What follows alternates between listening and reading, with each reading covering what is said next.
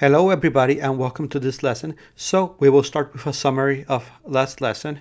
And last lesson, we determined if a force field was conservative.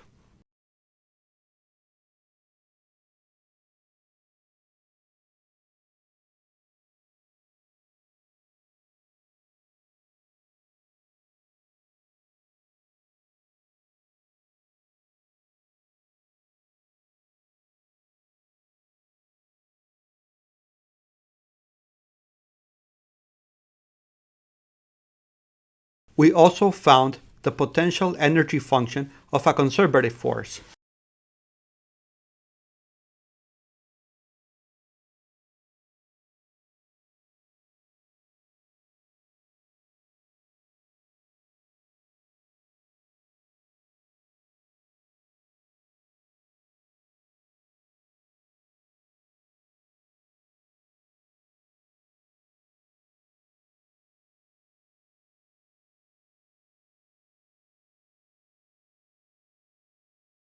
And we found the force field for a potential energy function.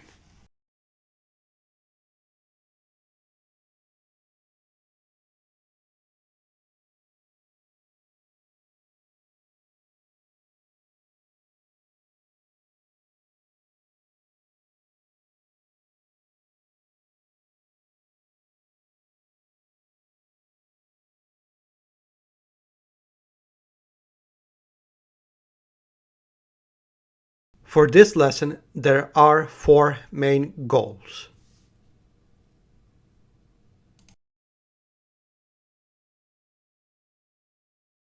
The first goal is to give an example with a non-conservative force, that is friction.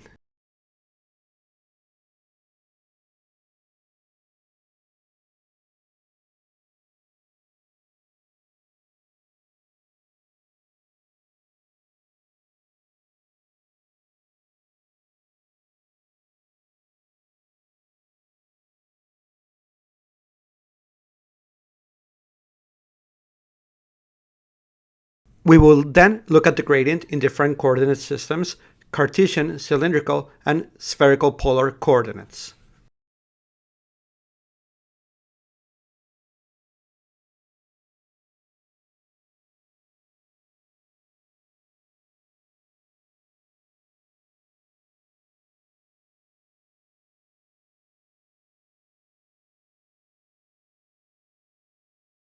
Then I will give an example with Newton's law of universal gravitation, and this is a very important law since it is the one with which planetary motion is correctly described.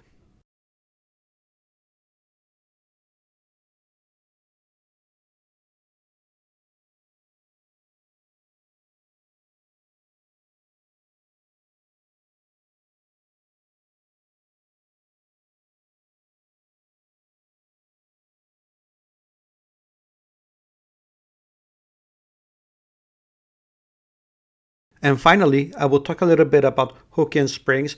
In particular, I will talk about the force law for Hookean springs, the potential energy associated with the Hooke law, and finally, I will talk a little bit about the potential energy graphs for forces in one dimension.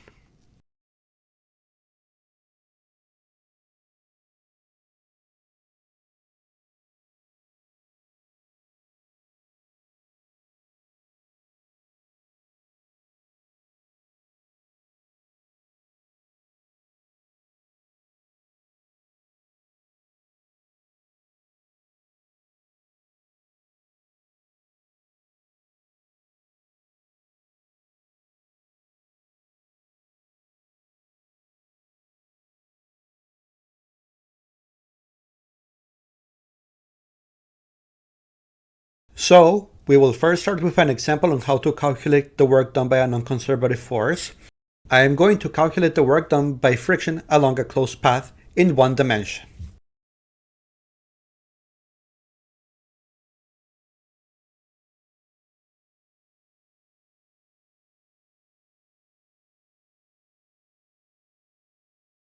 The idea is that you have a box in a gravitational force field, and the box is placed on a surface with which there is a coefficient of kinetic friction, mu sub k.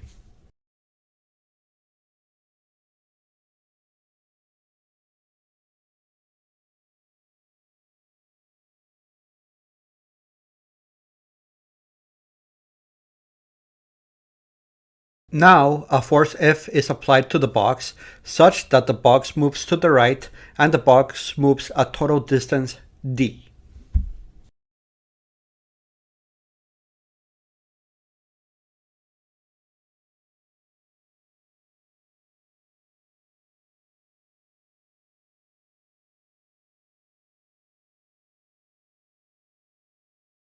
Then, when the box has moved to the right, the same force is applied such that the box moves to the left the same distance d, closing the path.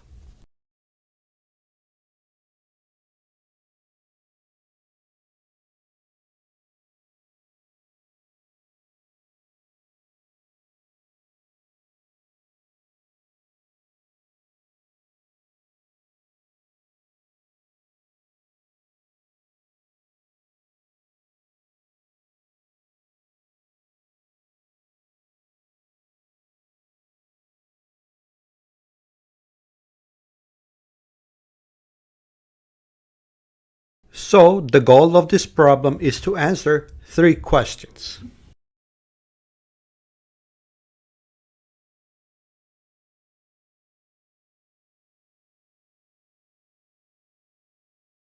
So, the first question we want to answer is, what is the total work done by the applied external force?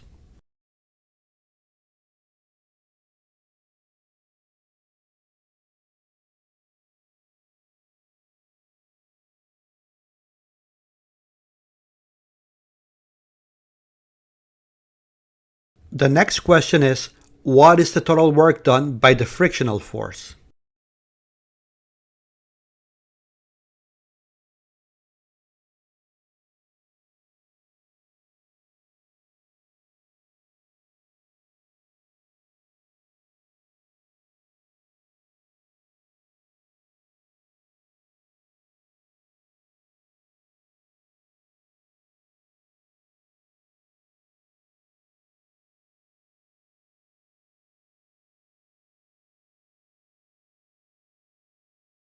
And finally, we want to know what is the total work done by the system. That is, the frictional force and the external force, the two forces added together.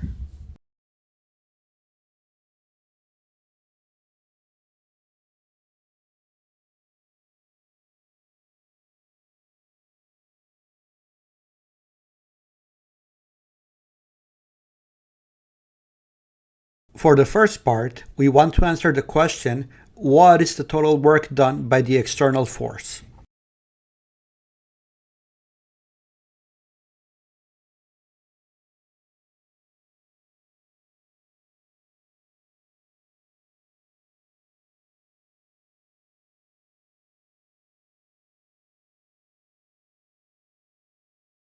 The best strategy is to divide the problem into parts when the box is moving to the right and when it's moving to the left, and I will label them 1 and 2 respectively. Let's first write the force and the displacement as vectors. Remember to use the proper signs for the directions.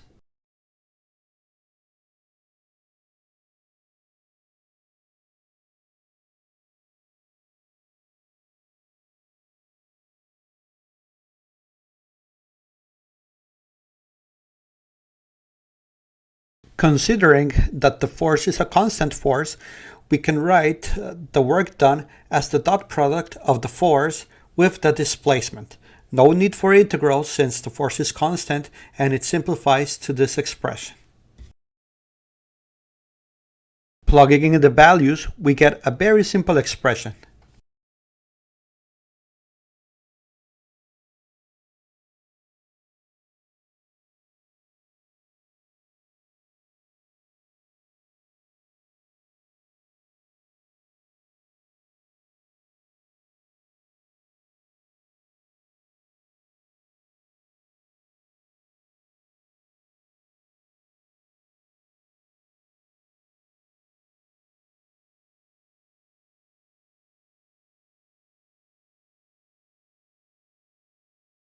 So, the work done by the external force as the box is moving to the right will take the simple value F times d.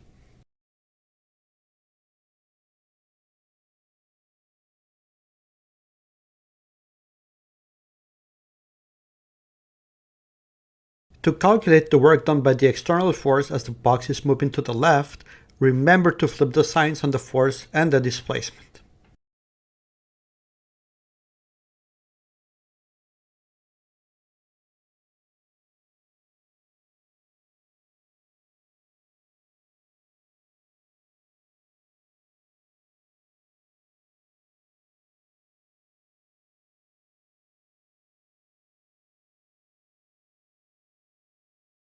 And so, to calculate the work done in this case, we use the same procedure as the one for the box moving to the right.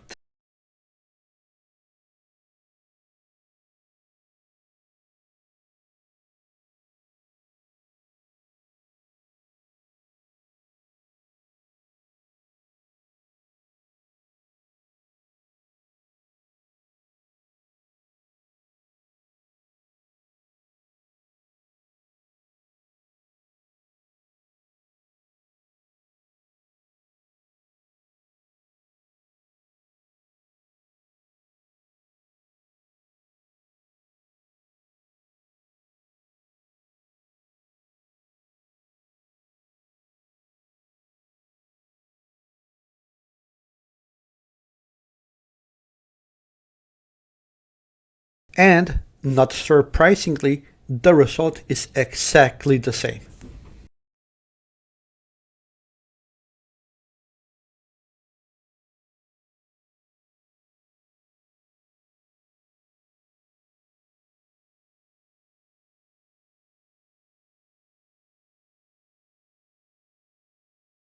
Thus, the total work done by this external force is going to be equal to the sum of the work done by the force as the box moves to the right plus the work done by the force as the box moves to the left, and so the result is 2F times D.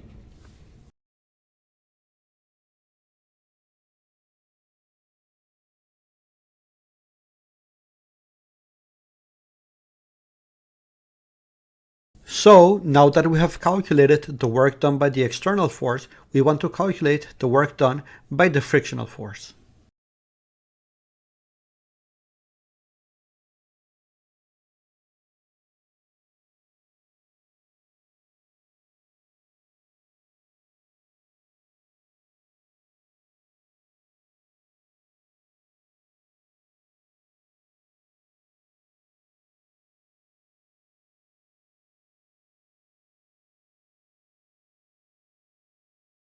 As we did before, we will split the problem into two parts, when the box is moving to the right and when the box is moving to the left. Starting with the part where the box is moving to the right, we shall draw a free body diagram that includes all the forces acting on the box.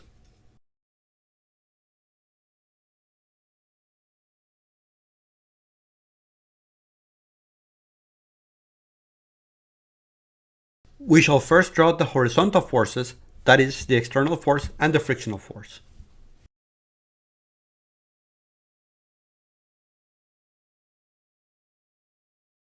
Just remember that the frictional force always opposes the motion.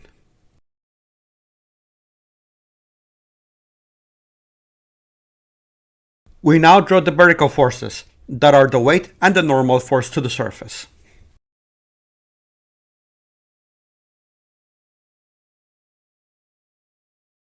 As we have done in the past, we will use a Coulomb model of the frictional force, meaning that the frictional force is proportional to the normal force with the surface.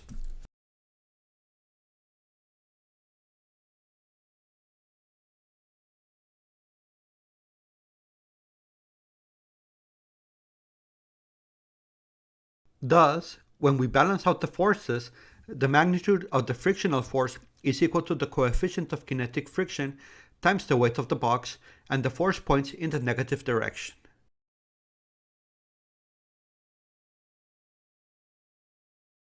For the box moving to the left, we do the same as for the box moving to the right.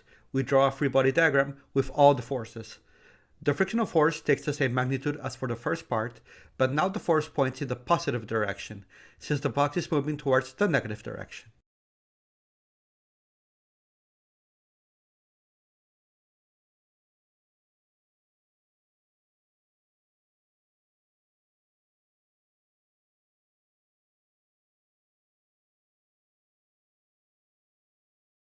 Remember to draw the frictional force pointing to the right.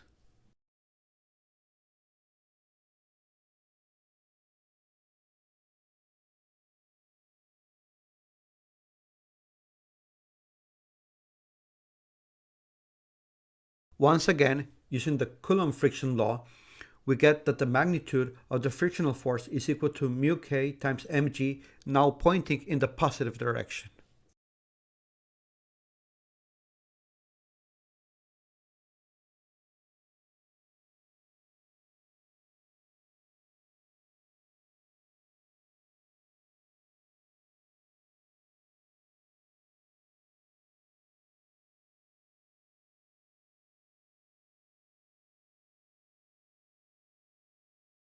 Using this information, we can now get the work done by the frictional force.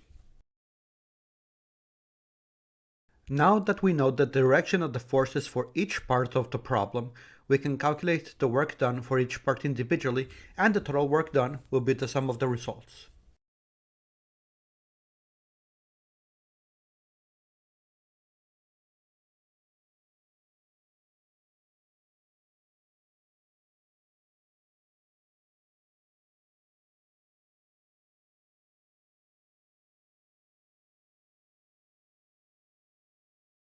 As the external force, the frictional force is constant, and we can skip the integral to write the work done for the box as the dot product of the frictional force and the displacement towards the right.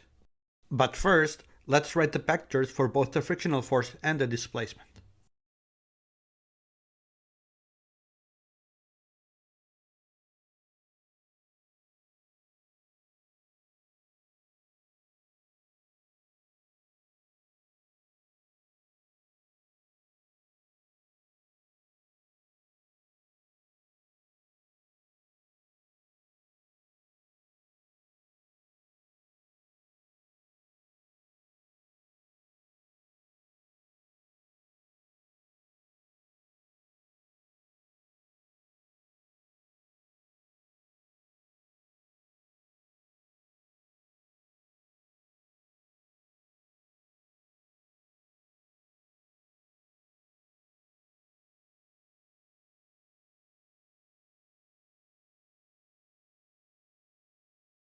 Thus, in this case, the work done is negative, and we can write the work done by the frictional force as the negative product of the value of the frictional force multiplied by the displacement d.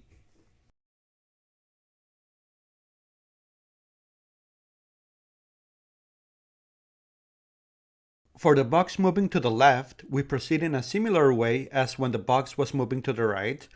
The difference is that the frictional force is now in the positive direction and the displacement in the negative direction.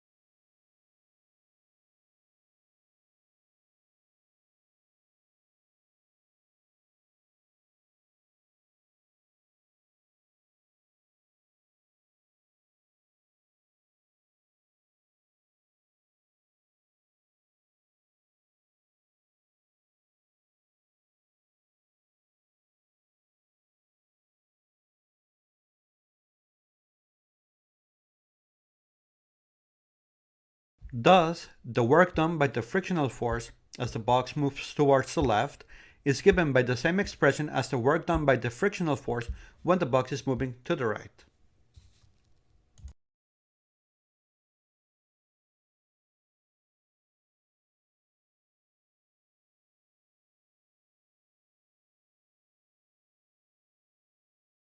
Thus, the total work done is given by adding the work done along the two paths, the path to the left and the path to the right.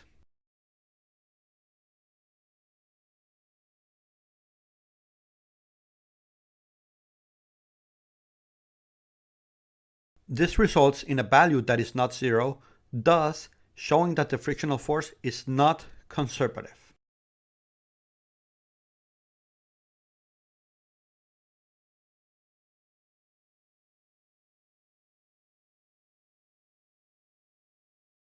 We can now calculate the total work done on the system.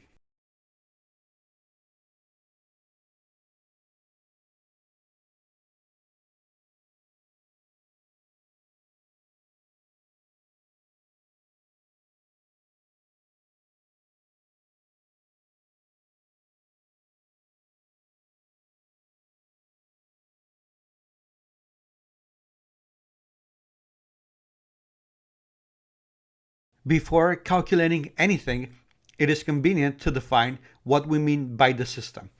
For us, the system we are interested in is the external force and the frictional force.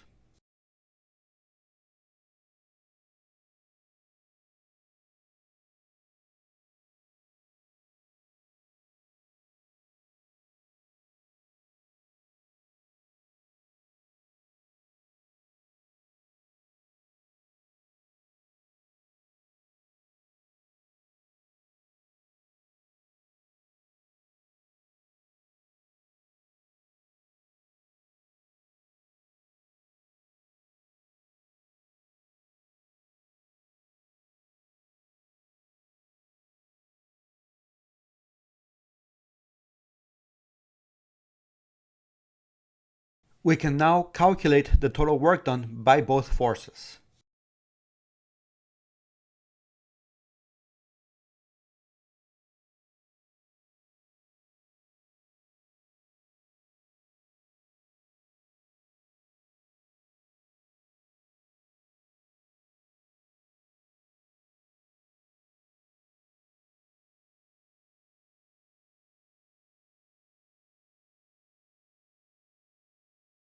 To do this, we just add the total work done by the external force and the work done by the frictional force.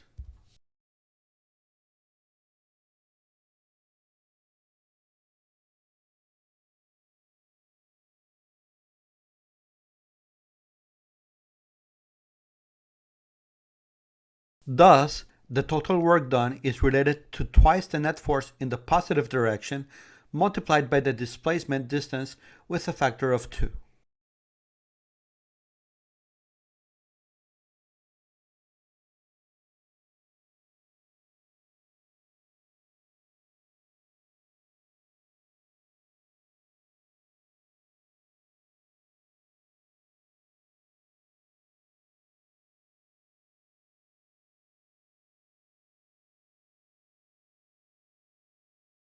So just some more things to notice before we finish the example. Notice that the term associated with the external force is positive. This means that there is energy being input to the system. On the other hand, the frictional force term is negative, meaning that there is energy being lost to the surroundings. That is, the frictional force is a force that dissipates energy.